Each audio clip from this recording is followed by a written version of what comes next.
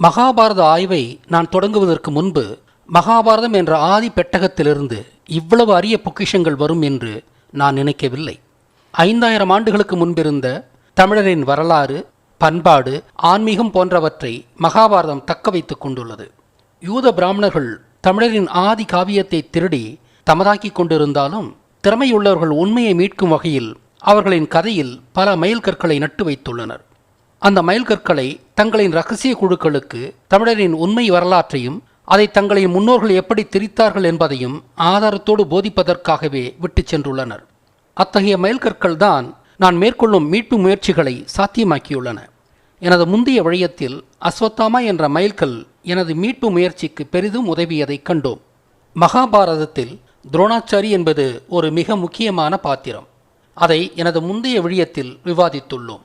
இப்போது அவரிடம் பகை கொண்ட நண்பனான துருபதனை ஆய்வு செய்வோம். துருபதன் பாஞ்சால தேசத்தின் அரசன். துரோணாச்சாரியும் துருபதனும் ஒரே குருகுலத்தில் தங்களது இளமை காலத்தில் படித்தனர். அவர்கள் பிறகு எப்படி பகைவரானார்கள் என்பது இந்த விடயத்தின் மைய கருத்திற்கு அப்பாற்பட்டதால் அதை நான் விவரிக்கப் போவதில்லை. ஆனால் துருபதனின் அணி ஒரு அழிக்கும் அணி. துருபதன் யாகம் செய்து அதன் மூலம் முழு வளர்ச்சி அடைந்த ஒரு மகனையும் மகளையும் நெருப்பிலிருந்து வரச் செய்தார். அவரது மகனின் பெயர் திருஷ்டத்யும்னா. அவன் பிறந்தது துரோணாச்சாரியை கொல்ல. மகளின் பெயர் திரௌபதி. அவள் பிறந்தது துரியோதனர்களை கொல்ல. துரோணாச்சாரிக்கு இயல்பாக பிறந்த மகளான சிகண்டி பீஷ்மரை கொல்ல பிறந்தவள். எதிரிகளை கொல்லவே தனது பிள்ளைகளை அவர் ஈன்றதால் அவருக்கு துருபதன் என்ற பட்டப்பெயர் சூட்டப்பட்டது. துர் பிளஸ் வதன், துருவதன், துருபதன். துர் என்றால் கெட்ட என்று பொருள். வதன் என்றால் வதம் செய்பவன், அதாவது கொலை செய்பவன் என்று பொருள். இப்படியாகத்தான் அவர் பெயரிடப்பட்டார். ஆனால் துருபதன் ஒரு கற்பனை பாத்திரம். உண்மையாக நடந்த மகாபாரதத்தில் அப்படி ஒரு பாத்திரம் இல்லை.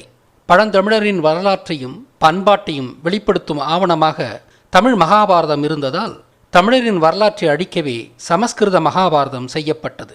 எனவே ஏனைய கற்பனை பாத்திரங்களைப் போலவே துருபதன் பாத்திரமும் தமிழரின் உண்மை வரலாற்றை அழிக்கவும் 10,000 செய்யுட்களை கொண்ட தமிழ் மகாபாரதத்தை 1,00,000 செய்யுட்களை கொண்டதாக விரித்து எழுதுவோமான இரட்டை குறிக்கோளுடன் உருவாக்கப்பட்டது. உலகின் பெருங்காவியமாக விரித்து எழுதியதின் நோக்கம் அது திருடப்பட்ட காவியம் என்பதை மறைக்கவே. துருபதன் பாஞ்சால தேசத்தின் அரசன். ஆனால் பாஞ்சால தேசம் உண்மையில் பாண்டவர்களுக்கே சொந்தமானது. பாஞ்சாலியும் பாண்டவர்களுக்கு சொந்தமான விவசாய நிலமே. பாஞ்சாலியை வைத்துத்தான் பாஞ்சால தேசத்திற்கே பெயர் வந்தது. பாஞ்சாலிக்கோ 5 பாண்டவர்களை வைத்துத்தான் பெயர் வந்தது. இந்த உண்மைகளை மறைத்து பாண்டவர்களையும் கௌரவர்களையும் சகோதரர்களாக யூத பிராமணர்கள் கதை கட்டியதால் பாஞ்சால தேசத்தை வழிநடத்த ஒரு கற்பனை பாத்திரத்தை உருவாக்க வேண்டிய தேவை அவர்களுக்கு ஏற்பட்டது. பாஞ்சால தேசத்தை கௌரவர்கள் எதிரிகளாக பாவித்ததால் துருபதனும் கௌரவர்களின் எதிரியாக காட்டப்பட்டார். ஆக துருபதன் ஒரு கற்பனை பாத்திரமே. துருபதனுக்கு முறையாக பிறந்த மகளே சிகண்டி. அவளது முற்பிறவியில் பீஷ்மர் அவளது வாழ்க்கையை அழித்ததால் அவரை கொல்லவே சிகண்டி பிறப்பெடுத்தாள். தனது அடுத்த பிறவியில் தன் மூலமாகவே பீஷ்மர் கொல்லப்படுவார் என்று சிவனிடம் வரம் பெற்றிருந்தாள் சிகண்டி. அவள் இந்த பிறவியில் ஆணாக பிறந்திருக்க வேண்டும். ஆனால் பீஷ்மரை கொல்லும் ஆர்வத்தில் தற்கொலை செய்து கொண்டு தனது முற்பிறவியை நிறைவு செய்யாததால் மீண்டும் பெண்ணாகவே பிறந்தாளாம். அவளது குறிக்கோள் பீஷ்மரை கொல்வது. ஆனால் பீஷ்மரை போன்ற மாவீரர்கள் பெண்களோடு போரிட மாட்டார்கள். எனவே தான் பெண்ணாக பிறந்ததை அவள் இழிவாக கருதினாள். அவள் பெண்ணாக பிறந்ததை இழிவாக கருதியதால் அவளுக்கு அந்த வகையிலேயே பெயரிடப்பட்டது. சி பிளஸ் குண்டி, சீகுண்டி, சிகுண்டி, சிகண்டி. சி என்பது அருவருப்பை வெளிப்படுத்தும் சொல். குண்டி என்பது கர்ப்பப்பையை குறித்த சொல். இந்த சொல்லாய்வை கேள்வியுற்ற எனது உதவியாளர் உமா ஈசன் பூப்பெய்திய பெண்களை முதலாவதாக நீராட்டும் சடங்கிற்கு ஒலிக்கப்படும் ஒரு தனித்துவமான மேளத்திற்கு சிகண்டி மேளம் என்று பெயர் என்றும், எனவே இந்த சொல் கர்ப்பப்பையோடு தொடர்புடைய சொல்தான் என்பதை எனக்கு நினைவூட்டினார். சிகண்டியும் ஒரு கற்பனை பாத்திரமே. உண்மையில் பீஷ்மரும் ஒரு கற்பனை பாத்திரமே. அதை ஒரு தனி விடயத்தின் வழியாக விளக்குகிறேன். துருபதன் என்ற கற்பனை பாத்திரத்திற்கு பிறந்ததாலும் கூட சிகண்டி ஒரு கற்பனை பாத்திரமே. காசி நாட்டின் இளவரசியாக அம்பா என்ற பெயரோடு விளங்கிய அவளது முற்பிறவியும் ஒரு கற்பனை பாத்திரமே. திரௌபதியை ஏற்கனவே முந்தைய விடயங்களில் விவாதித்துள்ளோம். காடுகளை எரித்தழித்து உருவாக்கப்பட்ட விவசாய நிலமே திரௌபதி. அவள் உண்மையிலேயே நெருப்பில் பிறந்தவள் என்பதால் தான் துருபதன் உண்டாக்கிய யாகத்தியில் பிறந்ததாக யூத பிராமணர் கதை கட்டினர். காடுகளை கொளுத்துவதில் அர்ச்சுனன் ஒரு வித்தகர். காடுகளை தீயிட்டு அழித்து விவசாய நிலங்களை அர்ச்சுனன் உருவாக்கியதால் தனக்கு சொந்தமான அந்த நிலங்களை தனது கூட்டாளிகளான ஏனைய பாண்டவர்களோடு அவர் பகிர்ந்து கொண்டார். எனவே திரௌபதி என்பது விவசாய நிலமே, பெண் அல்ல. திரௌபதி என்ற பெயர் விவசாய நிலத்தின் தெய்வம் என்ற கருத்தில் உருவான பெயர். தரை பிளஸ் பதி, தரைபதி, திரபதி, திரௌபதி. சமஸ்கிருத மகாபாரதத்தின்படி திரௌபதி அர்ச்சுனனை அவனது வில்வித்தையின் மூலமாக சுயம்வரனாக அடைந்தார். உண்மை வரலாற்றின்படியும் அர்ச்சுனன் தனது வில்வித்தையின் மூலமாகவே திரௌபதியை வென்றார். சற்று பிறகு இந்த விடயத்தில் அதை பற்றி காணலாம். யாகத்தேயிலிருந்து திரௌபதி வெளிவரும் முன்பாக துரோணாச்சாரியை கொல்ல வேண்டிய திருஷ்டத்யும்னாவும் யாகத்தேயிலிருந்து வெளிவந்தார். யாகத்தேயிலிருந்து வெளிவந்த திரௌபதி காட்டை கொளுத்தி உண்டான விவசாய நிலைமையாதலால் அவள் ஒரு மனிதை அல்ல. திரௌபதியைப் போலவே யாகத்தேயிலிருந்து முழுதாக வெளிவந்த திருஷ்டத்யும்னாவும் ஒரு மனிதனாக இருக்க முடியாது. அதே நேரம் திருஷ்டத்யும்னா துரோணாச்சாரியை கொல்லவும் இயல வேண்டும். துரோணரை கொல்லவும் வேண்டும். அது மனிதனும் அல்ல, அது தீயிலிருந்து வெளிவந்திருக்க வேண்டும். எது அது? வேறு என்னவாக இருக்க முடியும்? வாள்தான். போர்வாள் கொல்லர் பட்டறையில் தீயிலிருந்து வெளிவரும் ஆயுதம். திருஷ்டத்யும்னா ஒரு போர்வாள் தான் என்பதை என்னால் நிறுவ முடியுமா? ஆம், நிச்சயமாக. திருஷ்டத்யும்னா என்ற பெயர் வாளின் பெயர் என்று நிறுவினால் எனது கூற்று உண்மையாகிவிடும். இந்த பாத்திரம் ஒரு வாள்தான் என்ற உண்மையை தக்க வைக்கவே யூத பிராமணர் வாளுக்கு இவ்வாறு பெயரிட்டனர். திருஷ்டத்யும்னா என்ற இந்த பெயரை 2 அசைகளாக பிரிப்போம். அவை திருஷ்ட, தியும்னா என்பவை. முதலில் திருஷ்ட என்ற சொல்லின் மூலத்தை காண்போம். கொல்லர் தீயில் இரும்பை உருட்டி பிறகு அடைக்கல் மீது வைத்து சுற்றி கொண்டே சம்மட்டியால் அடித்து தாம் விரும்பும் வடிவத்திற்கு மாற்றுவார்கள். அப்படி உருவாக்கப்படும் பல ஆயுதங்களில் ஒன்றுதான் போர்வாள். தீ பிளஸ் உருட்டி, தீருட்டி, திருட்டி, திருஷ்டி, திருஷ்டி. ஆக கொல்லர் பட்டறையில் காய்ச்சிய இரும்பை அடைக்கலில் வைத்து அடித்து வடிப்பதற்கு திருஷ்டி என்று பெயர். இந்த சொல் எரியும் பொருளை உருட்டுவது என்ற எளிய கருத்தால் உண்டான பெயர். கொல்லர் பட்டறையில் ஒரு பொருளை வடிவமைப்பதற்கு எரியும் பொருளை சுற்றி கொண்டே அடிப்பது என்று பெயர். இப்படித்தான் இந்த சொல் வந்தது என்பதற்கு தீயோர் கண்பட்ட தோஷத்தை களைய செய்யப்படும் சடங்கிற்கும் திருஷ்டி என்று அழைப்பதே சான்றாகிறது. அந்த சடங்கில் பாதிக்கப்பட்ட அல்லது படக்கூடிய நபரின் மீது தீயை சில முறை இங்கு காண்பிப்பது போல சுற்றுவார்கள். எனவே திருஷ்டி பற்றிய நமது சொல்லாய்வு மிகச் சரியானது. ஆக திருஷ்டி என்பது கொல்லர் பட்டறையில் பொருட்களை வடிப்பதற்கான பெயர். இப்போது நாம் தியும்னா என்ற சொல்லின் மூலத்தை ஆய்வோம். உலோக கனிமங்கள் மண்ணிலிருந்து எடுக்கப்படுவதால் கனிமங்களையும் பொதுவாக மண் என்று அழைப்பதே வாடிக்கை. இரும்பை அதன் கனிமங்களிலிருந்து பிரித்தெடுக்கும் முறைக்கு தூய்மைப்படுத்தல் என்று பெயர். பொதுவாகவே நெருப்பு என்றாலே தூய்மை என்று நாம் அறிவோம். கனிமத்தை கரி நெருப்பில் எரிப்பதே இரும்பை பிரித்தெடுக்கும் முறை. இங்கே இரும்பும் ஆக்சிஜனும் இணைந்த மூலக்கூறாகிய கனிமத்திலிருந்து ஆக்சிஜனை பிரித்து சுத்தம் செய்கிறது கரியாலான நெருப்பு. எரியும் கரியின் வெப்பம் கனிமத்திலிருந்து ஆக்சிஜனை பிரித்து கரியிலுள்ள கார்பன் அணுவோடு சேர்த்து கார்பன் டை ஆக்சைடாக வெளியிடுவதன் மூலம் இரும்பை அதன் தனிம நிலைக்கு விடுவிக்கிறது. எனவே கனிமத்தை தூய்மைப்படுத்துவதன் மூலமாக இரும்பை கனிமத்திலிருந்து பிரிப்பதாலும் மண்ணிலிருந்து பெறப்படும் கனிமத்தையும் மண்ணென்றே பொதுவாக அழைப்பதாலும் தூய்மை செய்த மண்ணே இரும்பெனப்படுகிறது. எனவே இரும்புக்கு தூய மண் என்றும் பெயர். இந்த தூய மண் துயமன் என்றும் இறுதியாக தியும்னா என்றும் மருவுகிறது. எனவே திருஷ்டத்யும்னா என்பது இரும்பை பயன்படுத்தி தீயால் உருவான கருவி என்று பொருள். ஆக திருஷ்டத்யும்னா என்றால் போர்வாள் என்று நிறுவிவிட்டோம். யூத பிராமணர் போர்வாளை கூட மகாபாரதத்தில் ஒரு பாத்திரமாக்கிவிட்டனர். இதை பார்க்கும்போது சமஸ்கிருத மகாபாரத கற்பனை கதைகளை யூத பிராமணர் எகத்தாளமாக சிரித்து கொண்டும் இந்த பாத்திரங்களை உண்மை என்று நம்பப்போகும் அப்பாவி மக்களை நினைத்து நகைத்து கொண்டும் கேளிக்கையாக உருவாக்கியிருப்பார்கள் என்றே தோன்றுகிறது. எனவே துருபதனும் சிகண்டியும் எந்த பொருளோடும் தொடர்புபடுத்த முடியாத வெற்று கற்பனை பாத்திரங்கள். திருஷ்டத்யும்னா ஒரு போர்வாள், திரௌபதி விவசாய நிலம். இவை இரண்டும் நெருப்பிலிருந்து உருவானதால் யாகத்தியிலிருந்து வந்ததாக கதை கட்டினார்கள். நாம் இப்போது அர்ச்சுனனுக்கு வருவோம். அர்ச்சுனன் வில்வித்தியில் வித்தகரானதால் அவருக்கு அந்த பட்டப்பெயர் வந்தது. ஆர்ச்சரி என்ற ஆங்கில சொல்லின் மூலமும் தமிழே. இந்த சொல் எப்படி உருவானது என்று இப்போது பார்ப்போம். வட்டத்திற்கு ஆரம் என்ற பொருளும் உண்டு. வில்லானது வட்டத்தின் ஒரு பகுதி என்பதை இங்கு காட்டப்படும் அசையொரு காட்சி கொண்டு அறியலாம். தமிழில் ஆர் என்றால் புள்ளி என்று பொருள். மையப்புள்ளியிலிருந்து ஒரு கயிற்றை ஆரமாக கொண்டு வட்டம் வரையப்படுவதால் வட்டமும் வட்டத்தில் ஒரு பகுதியும் கூட ஆரம் என்றே அழைக்கப்படுகிறது. வட்டத்தின் ஒரு பகுதியான ஆரம் ஆங்கிலத்தில் ஆர்க் என்று அழைக்கப்படுகிறது. இந்த ஆர்க் எனப்படும் ஆரத்தின் இரண்டு முனைகளும் ஒரு உறுதியான இழையால் இணைக்கப்பட்டு இப்படி விளைவதைத்தான் நாம் வில் என்கிறோம். வட்டம் அல்லது சக்கரத்தின் நடுவே செல்லும் இரும்பு தண்டை அச்சு என்று தமிழில் அழைப்போம். வில்லுக்கு ஆரம் என்ற பொருள் உள்ளதாலும் அம்பை அதன் நடுவில் வைத்து இயக்குவதாலும் அம்புவிற்கு அச்சு என்ற பொருளும் உண்டு. எனவே வில்லையும் அம்பையும் ஆரம் பிளஸ் அச்சு ஆரச்சு என்று ஆதியில் அழைத்தனர். எனவே வில்லம்புவிற்கு ஆதி பெயர் ஆரச்சு என்பதே. இந்த ஆரச்சு என்ற தமிழ்ச் சொல்லிலிருந்தே ஆர்ச்சரி என்ற ஆங்கில சொல் வந்தது. ஆரச்சு பிளஸ் எரி ஆரச்சரி ஆர்ச்சரி. எனவே வில்லை கொண்டு அம்பை எறிவதே ஆங்கிலத்தில் ஆர்ச்சரி எனப்பட்டது. ஆர் என்ற கூர்மையான புள்ளியை கொண்டு வட்டம் வரையப்படுவதால் வட்டத்திற்கு ஆரம் என்ற பெயர் வந்தது என்றோம். கூர்மையான புள்ளிக்கு ஆர் என்ற பெயர் எப்படி வந்தது என்பது ஒரு ரசனையான செய்தி. நாம் புள்ளியை இயல்பாக கருப்பு மையை கொண்டே வைக்கிறோம். அல் என்றால் தமிழில் கருப்பு என்று பொருள். தமிழர்கள் ஆதியிலேயே கூர்மையான இரும்பு ஆயுதங்களை வடிவமைத்தனர். இரும்பு என்பது கருப்பான உலோகமாகையால் இது இருளை கொண்டு இடப்பட்ட பெயர். அக்காலத்தில் மிகவும் கூர்மையான ஆயுதங்கள் இரும்பை கொண்டே செய்யப்பட்டதால் இரும்பு என்றாலே கூர்மை என்ற பொருளும் உண்டு. எனவே கூர்மையான கரும்புள்ளியை அல் பிளஸ் இரும்பு அல் பிளஸ் ஏர் அர் ஆர் என்றே அழைத்தனர். இப்படியாகவே ஆர் என்றால் கூர்மையான புள்ளி என்று பெயர் வந்தது. புள்ளி போன்று சிறியதாக இருக்கும் கேழ்வரகிற்கும் இப்படியாகத்தான் ஆரியம் என்று பெயர் வந்தது.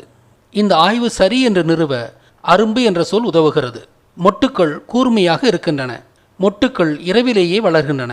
அதற்கு காரணம் செடிகளின் வளர்ச்சியை கட்டுப்படுத்தும் ஃபைட்டோக்ரோம் எனும் பொருள். எனவே இரவில் கூர்மையான மொட்டுக்கள் உருவாவதால் அல் பிளஸ் இரும்பு அரும்பு என்று மொட்டுக்களை குறிக்கும் சொல் உருவானது. ஆர் என்பது கூர்மையான புள்ளியை குறித்ததால் ஆங்கில சொல்லான ஆரோ என்ற சொல்லும் ஆர் என்ற கூர்மையை குறித்த தமிழ்ச் சொல்லிலிருந்தே உருவானது.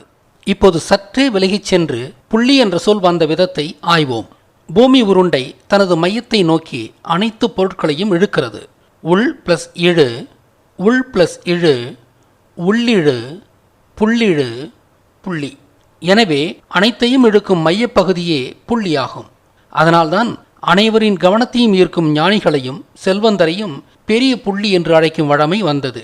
புள்ளி என்ற தமிழ்ச்சொல் இழுவை என்ற சொல்லிலிருந்து உருவானதால் தான் இழுப்பதை குறிக்க ஆங்கிலத்தில் புல் என்ற சொல்லும் இழுவையை எளிதாக்கும் கப்பியை குறிக்க புள்ளி என்ற சொல்லும் உருவானது. புள்ளி என்ற சொல் உருவான விதத்தை பார்க்கும்போது ஆதி தமிழருக்கே புவியீர்ப்பு விசை தெரிந்திருந்ததென்றும் அது பூமியின் மையத்தை நோக்கி இழுக்கும் விசை என்று புவியீர்ப்பு விசையை முழுமையாக அறிந்திருந்தனர் என்பதும் புரிகிறது. புவியீர்ப்பு விசையை கண்டவர் நியூட்டன் அல்ல, அது விஷ்ணு. நியூட்டன் ஒரு ஃப்ரீமேசன். ஊரில் உள்ளவற்றை திருடி தமதென்று கூறுவது ஃப்ரீமேசன்களின் இயல்பு. மீண்டும் புள்ளிக்கு திரும்புவோம். தொடக்கத்தில் மையப்பகுதியை குறித்த புள்ளி என்ற சொல் பிற்காலத்தில் ஆர் என்ற பொதுவான புள்ளியை குறித்தது. புள்ளி ஆர் என்ற இச்சொற்கள் ஒன்றான பிறகு ஆர் என்றாலும் அனைவரின் கவனத்தை ஈர்க்கும் உயர்வு என்ற பொருளும் வந்தது.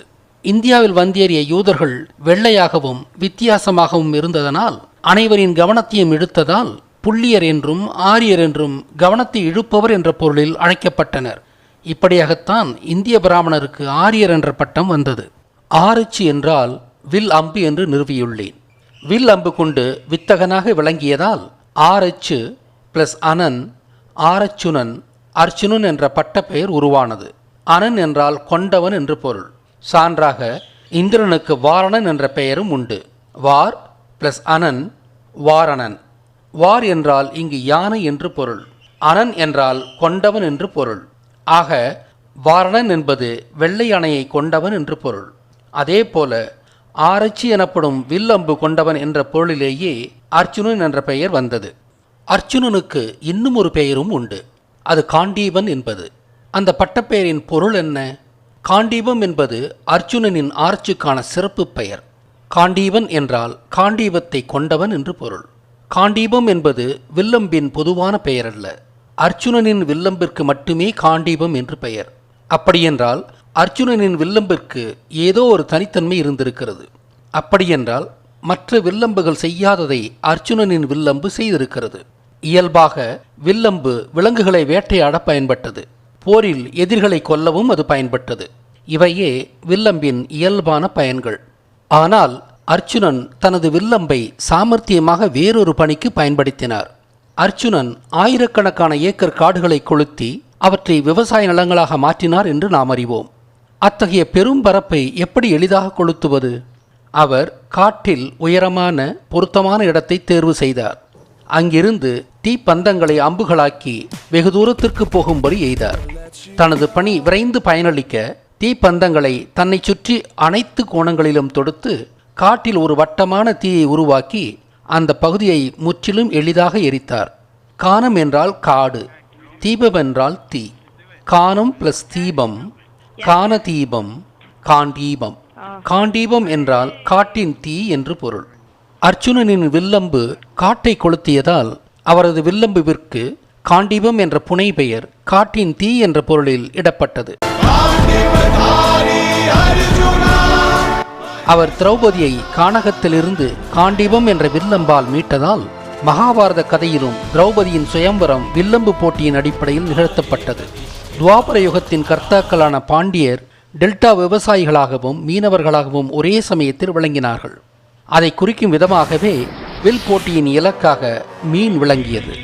திரௌபதி காட்டு நெருப்பிலிருந்து பிறந்தவள் என்பதால் இந்த வரலாற்று உண்மையை தக்க வைக்கவே திரௌபதி அம்மன் கோயில்களில் தீமிதி திருவிழா ஒவ்வொரு ஆண்டும் தமிழகமெங்கும் நிகழ்த்தப்படுகின்றன.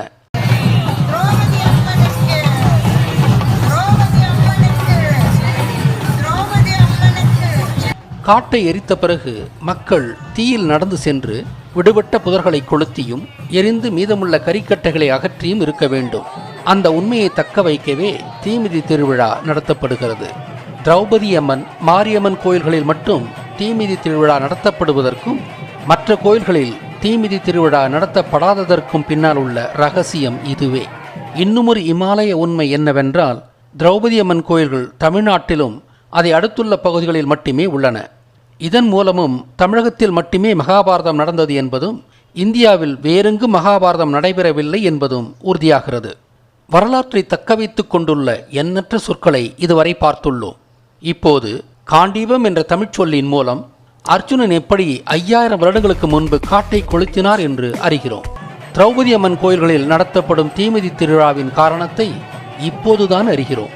தீமிதி என்பது ஒருவரின் தன்னம்பிக்கையை பெருக்குவதாலும் குழுவாக நட்போடு செயல்படும் தன்மையை வளர்ப்பதாலும் மேலை நாடுகளில் கார்ப்பரேட் மேனேஜர்களுக்கு தீமிதி பயிற்சி அளிக்கப்படுகிறது. இது தமிழிடமிருந்து அவர்கள் கற்ற பாடமே. www.firewalking.com என்ற இணையதளம் சென்று தீமிதியின் முக்கியத்துவத்தை அறிந்து கொள்ளுங்கள். இந்த செய்தியை எனது கவனத்திற்கு கொண்டு வந்த மருத்துவர் சிவகுமார் அவர்களுக்கு எனது நன்றி. இந்த சேனலின் நேயர்கள் திரௌபதி அம்மன் கோயிலில் நடைபெறும் தீமிதி சடங்குகளில் கலந்து கொள்ளுமாறு வேண்டிக் கொள்கிறேன். மஞ்சை வசந்தன் எனும் தெலுங்கு அரம்பன் எழுதியவற்றை இப்போது நான் நினைவு கொள்கிறேன். தீமிதியை கேவலப்படுத்தி அவன் தனது மேதாவிலாசத்தை காட்டி எழுதியவை எனக்கு பல வருடங்களுக்கு பிறகும் இப்போதும் நினைவுள்ளது. பொதுவாக திராவிட தெலுங்கர்கள் பிராமணன் சொல்வதை கேட்டு நடக்கும் தமிழரை அடே மூடர்களே, பிராமணன் சொல்வதை ஏன் கேட்கிறீர்கள் என்று நக்கலடிப்பது, பிராமணன் செய்யாத தமிழர் பாரம்பரியங்களான அலகு குத்தல், தீமிதித்தல், ஐயனார் வழிபாடு போன்றவற்றை அடே மூடர்களே, பிராமணனே செய்யாததை நீ ஏன் செய்கிறாய் என்று தமிழரை இழிவுபடுத்துவது. அதாவது பிராமணனை விட தமிழர்கள் மிகவும் கேவலமானவர்கள், முட்டாள்கள் என்ற துணியில் அந்த விமர்சனங்கள் அடங்கும். திராவிட இயக்கம் சமீபத்தில் பன்றிக்கு பூணூல் போட்ட நிகழ்வை எனது கவனத்திற்கு சிலர் கொண்டு வந்தனர். பூணூல் வந்த வரலாற்றையும் அதை யூத பிராமணன் களவாடிய வரலாற்றையும் துரோணாச்சாரி விடயத்தில் விளக்கியுள்ளேன். பூணூல் தமிழரின் கலாசாரம். பன்றிக்கு பூணூல் போட்டு யாரை இவர்கள் கேவலப்படுத்துகின்றனர்? பிராமணனை மட்டுமல்ல, ஆசாரிகள் அனைவரையும் தானே. திராவிடத்தின் நோக்கம் தமிழர்களை இழிவுபடுத்தியும் தமிழர் வரலாற்றை அழித்தும் தமிழர் எப்போதும் ஒரு அடிமை மனப்பான்மையிலேயே வைத்திருப்பது. ஆனால் உண்மையிலேயே தமிழர் பாரம்பரியம் ஒவ்வொன்றுக்கும் பின்னால் வரலாற்று காரணங்களும் விஞ்ஞான காரணங்களும் இருக்கும். அவை மேன்மை பொருந்திய வழமைகள், மடமைகள் அல்ல. இந்த விடயத்தை நிறைவு செய்யும் முன்பாக ஏகலைவனை பற்றியும் விவாதிப்போம். வேட்டுவ சமூகத்தைச் சேர்ந்த ஏகலைவன் வில்வித்தையை கற்க துரோணாச்சாரியை அணுகினார். ஏகலைவன் சத்திரிய சமூகத்தைச் சேர்ந்தவரல்லாததால் அவருக்கு பயிற்சி அளிக்க மறுக்கிறார் துரோணாச்சாரி. ஆனால் ஏகலைவன் துரோணாச்சாரியை தனது மானசீக குருவாக ஏற்று அவரது உருவச்சிலைக்கு முன்பு வில்வித்தியை நேர்த்தியாக பயின்று அதில் ஒரு வித்தகர் ஆகிறார். ஏகலைவனின் அசாத்திய திறமை அறிந்த துரோணாச்சாரி இந்த அளவுக்கு ஏகலைவனுக்கு பயிற்சி அளித்த ஆசான் யார் என்று வினவுகிறார்.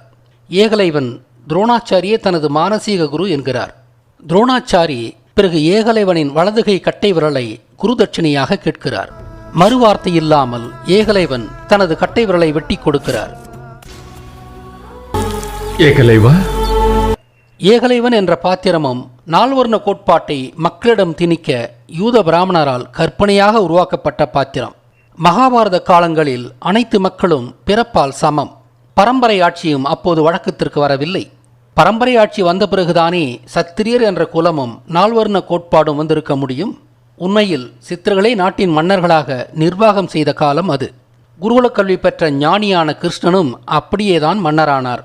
உண்மையில் சமஸ்கிருத மகாபாரதத்தின் வழியாகவும் கூட நாம் அறிவது என்னவென்றால், ராஜாவுக்கு 3 முக்கிய கடமைகள் உண்டு.